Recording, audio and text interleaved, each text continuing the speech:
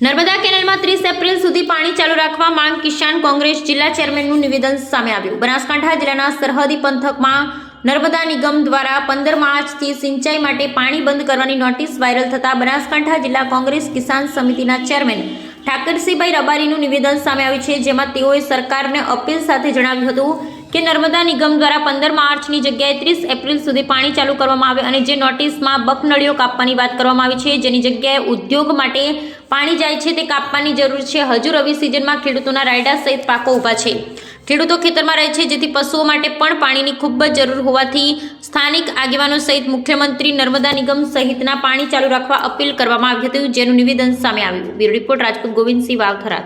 જય કિસાન। નર્મદા વિભાગની છેલ્લા 2 દિવસથી ગ્રુપોમાં નોટિસ ફરી રહી છે। ખેડૂતોને 15/3 પાણી બંધ કરવાનું છે, પરંતુ દુઃખદ એ બાબતનું છે નોટિસમાં એમ લખો છો બકનળીઓ કાપી દેવામાં આવશે।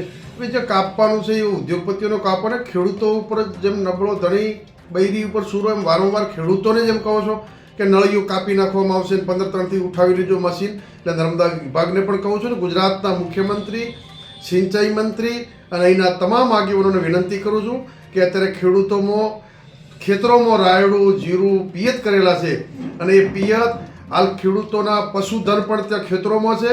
એટલે રાજ્ય સરકારના મુખ્યમંત્રીને વિનંતી કરું છું કે આપ એપ્રિલ મહિનાની 30 તારીખ સુધી પાણી ચાલુ રાખો, ખેડૂતોની વેદના સમજો, એવી રાજ્યના મુખ્યમંત્રી અને જે તે વિભાગના નર્મદા વિભાગના મંત્રીશ્રી અને અહીંના સ્થાનિક આગેવાનોને પણ કહું છું કે 30મી એપ્રિલ સુધી ખેડૂતો પોતાનો પાક લે। પાક પાકી ગયો છે, પણ 1 મહિનો હજુ પણ લોકો ખેતરોમાં રહે, એમના ઢોરોને પાણી પીવા માટે, લોકોને પીવા માટે એપ્રિલ મહિના સુધી રાખો એવી વિનંતી કરું છું અને દરેક આગેવાનોને પણ કહું છું ખેડૂતોની વેદના સમજીને સરકારમાં રજૂઆત કરે।